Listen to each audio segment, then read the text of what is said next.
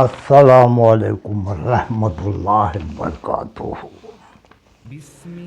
اللہ تعالیٰ کا ارشاد ہے، اے ایمان والو، تم پر روزے فرض کر دیے گئے ہیں جیسا کہ تم سے پہلے لوگوں پر فرض کیے گئے تاکہ تم پرہیزگار بن جاؤ۔ الحمدللہ، رحمت و مغفرت کا ماہ مبارک رمضان ہمارے درمیان میں ہے۔ صد شکر کہ اللہ تعالیٰ نے ہمیں رمضان المبارک کا مہینہ عطا فرمایا۔ یہی وہ مہینہ ہے جس میں اللہ تعالیٰ نے خاتم الانبیاء رحمت للعالمین حضرت محمد صلی اللہ علیہ وسلم پر قرآن مجید نازل فرمایا، اور اس خوبصورت ہدایت نامے کے بعد آسمانی کتابوں کا سلسلہ ختم ہو گیا، لیکن رسول کریم صلی اللہ علیہ وسلم کی شخصیت ہمیشہ کے لیے قرآن مجید کی اصلی تصویر کے طور پر سامنے آئی۔ قرآن کریم کی اس ہدایت سے یہ معلوم ہوا کہ روزی کی حقیقی مقصد تقویٰ کا حصول ہے۔ تقویٰ اور پرہیزگاری اسلامی عبادت کی بنیادی روح ہے۔ قرآن کریم اور حدیث نبوی صلی اللہ علیہ وسلم میں تقریباً ہر عبادت اور نیک عمل کا بنیادی مقصد تقویٰ ہی کو قرار دیا گیا ہے۔ خواہشات نفس کی پیروی سے اپنے آپ کو روکنا، نفس کے تابع نہ ہو کر دین کی اتباع میں مصروف عمل رہنا روزی کی حقیقی روح ہے، جو در حقیقت تقویٰ اور پرہیزگاری کے حصول کے بعد ہی ممکن ہے۔ اللہ تعالیٰ نے رمضان کا مبارک مہینہ اس لیے عطا فرمایا کہ 11 مہینے انسان دنیا میں ڈوبا رہتا ہے، جس کی وجہ سے دلوں میں غفلت پیدا ہو جاتی ہے، روحانیت اور اللہ تعالیٰ کے قرب میں کمی واقع ہو جاتی ہے۔ تو رمضان المبارک میں آدمی اللہ کی عبادت کر کے اس کی کمی کو دور کر سکتا ہے، دلوں کی غفلت اور جنگ کو ختم کر سکتا ہے، تاکہ اللہ تعالیٰ کا قرب حاصل کر کے زندگی کا ایک نیا دور شروع ہو جائے۔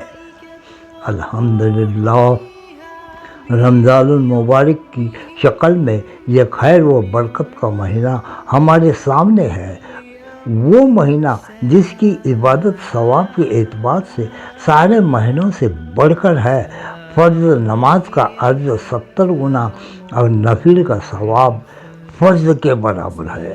پھر اس ماہ مبارک میں روزہ رکھنے والوں کو یہ خوشخبری بھی سنا دی گئی کہ تم نے روزہ میرے لیے رکھا تھا، لہذا اس کا ثواب بھی میں ہی دوں گا۔ کیسی عظمت وہ برکت کا مہینہ ہے جس کے دن اور رات رحمت ہی رحمت ہے۔ اگر ہم نے اس مہینے کی قدر نہ کی تو بدقسمتی ہوگی۔ رمضان المبارک میں خاص طور پر گناہوں سے پرہیز کرنا نہایت ضروری ہے۔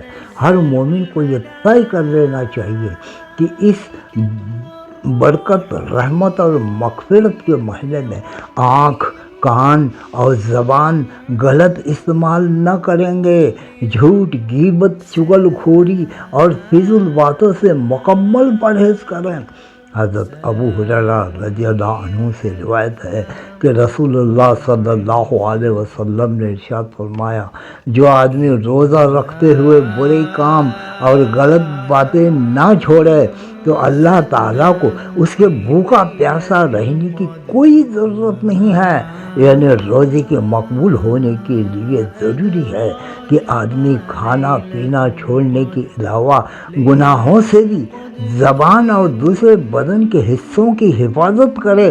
اگر کوئی شخص روزہ رکھے اور گناہ کی باتیں اور گناہ والے عمل کرتا رہے تو اللہ تعالیٰ کو اس کی روزی کی کوئی پرواہ نہیں ہے۔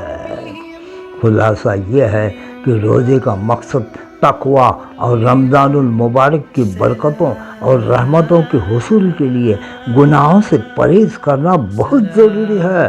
اس کے بغیر بندہ تقویٰ کی سعادت پا نہیں سکتا۔ اللہ تعالی ہم کو اس بابرکت مہینے کے اوقات کو صحیح طور پر استعمال کرنے کی توفیق عطا فرمائے۔ آمین ثم آمین انشاءاللہ اللہ حافظ وما أدراك ما ليلة القدر ليلة القدر خير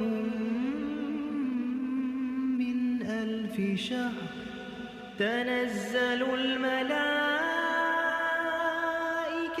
والروح فيها بإذن ربهم من كل أمر